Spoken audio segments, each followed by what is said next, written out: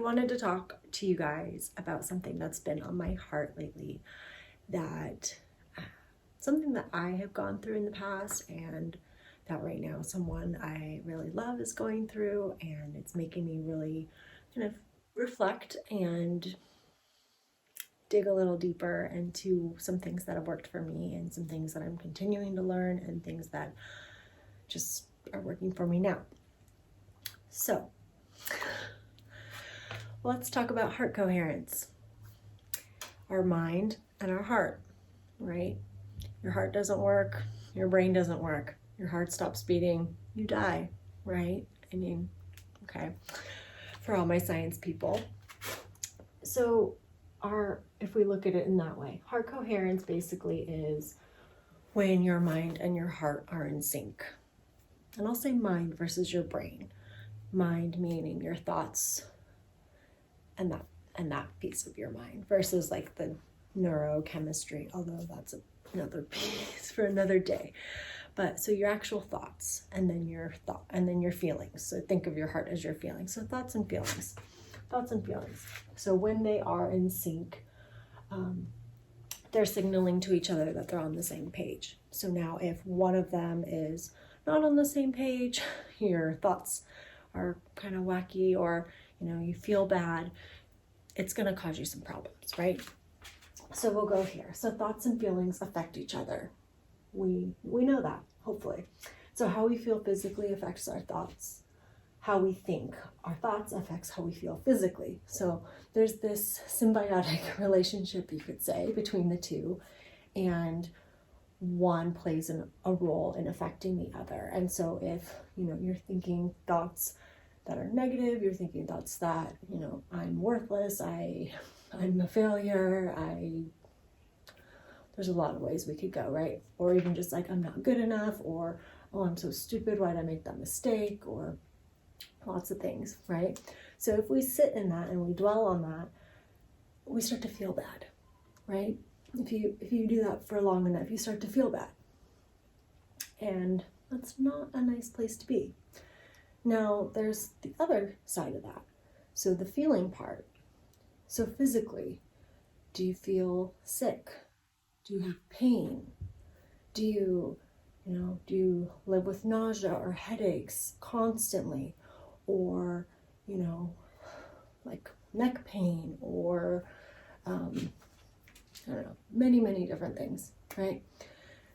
That also starts to affect your thoughts, and not in a positive way, typically. So people with chronic pain, that's why we see oftentimes kind of that negative attitude, negative mindset, and that's a piece of it, right?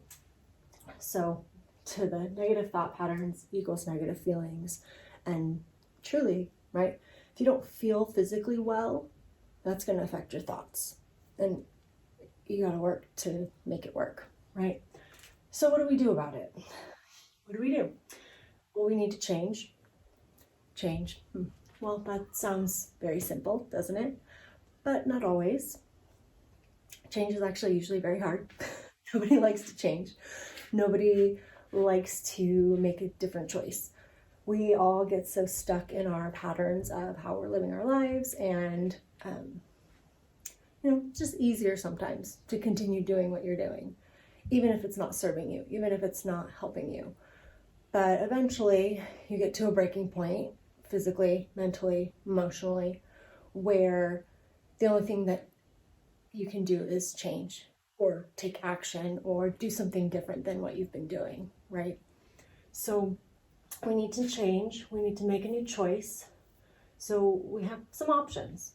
We either change our thoughts or we change our feelings, which then with that symbiotic relationship will change the other.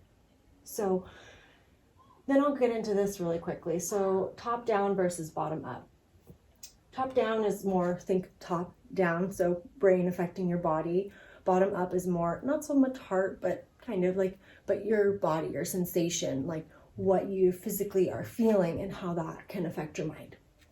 So for top down, these are some different modalities that you can use. Meditation, affirmations, gratitude, journaling, CBT, so cognitive behavioral therapy, where you're recognizing your thought patterns and then choosing something different. That's a really good one. And then a lot more. The bottom up approach is more like sensations. So even thinking like hot or cold therapy.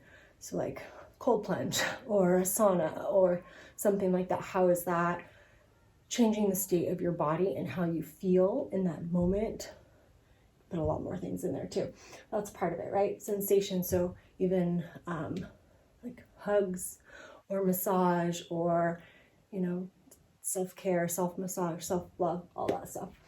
Movement. So for me, like movement and breath work go together. Yoga is a big one for me.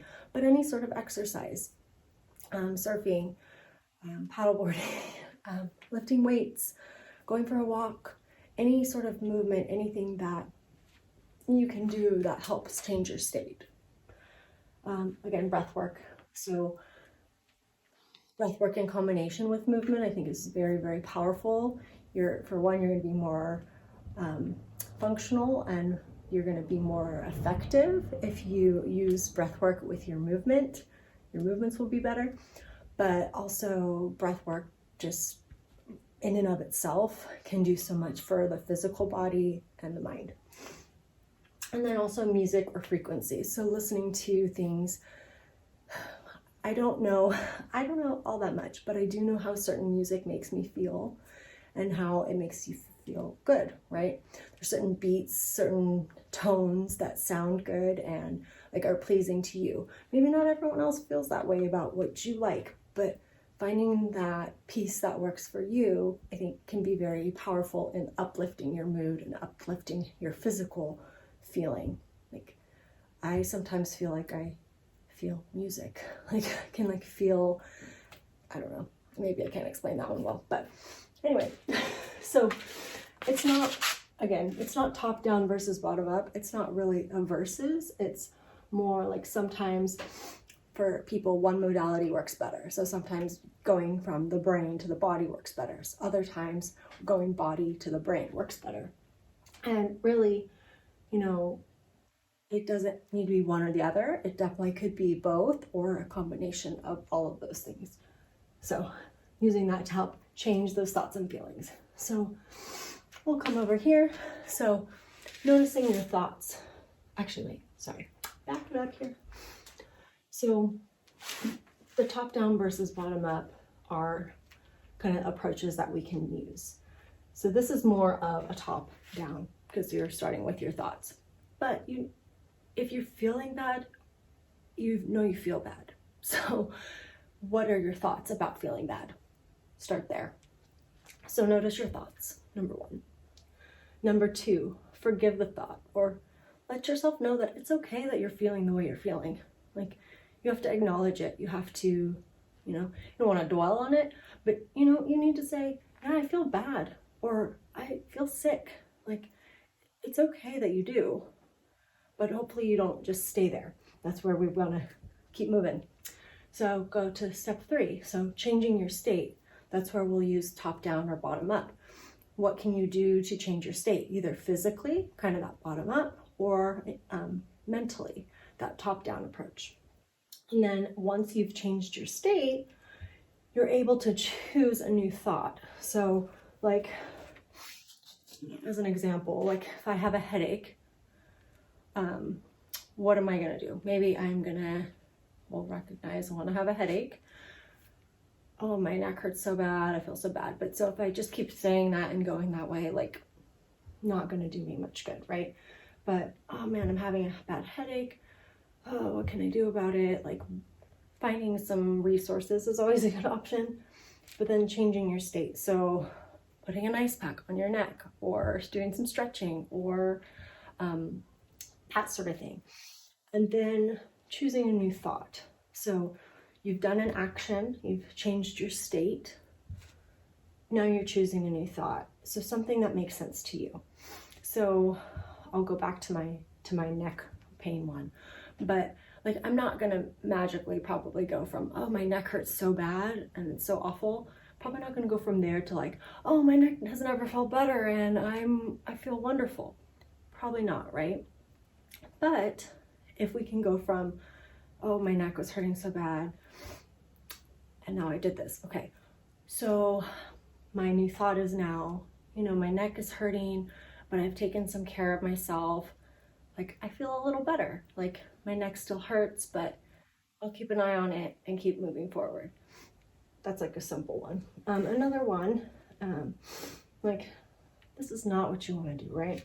You don't want to go from, I'm anxious, to, oh, I'm so happy. And like, that's what you're trying to change your thought to, because it's probably not true, right? And if you can't believe it, then it's not going to work for you. Like, if it's too far-fetched, you're gonna be like, that's a load of bullcrap. No, it's not true. So we have to make small incremental steps towards changing those thoughts or changing those beliefs about how we're feeling. And again, there's some action in there too, right? To change your state. But so more so, instead of going from I'm anxious to, oh, I'm so happy, like, right?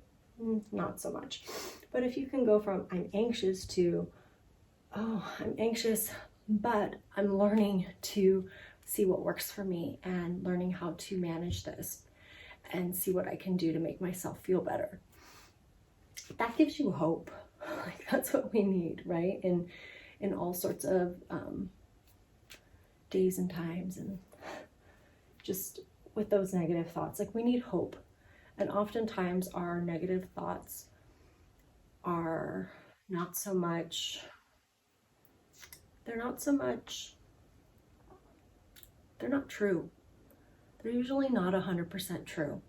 There's maybe this much truth to them at times, but that's why we need to find something else. Like, pick another choice, pick something else, pick another thought, something that better serves us. Because if we continue to just harp on this belief, it isn't 100% true. Like, you're not always anxious. But if you are always thinking that you're anxious, then yes, you will be. And, we all get feelings that feel bad. The more we focus on them, that's where our attention goes. That's where, that sort of thing. So if we can kind of find a pattern interrupt, again, changing your state. So finding what works for you, and then doing that so that you can change your state to then have a better way to change your thoughts. That's what I got for you today.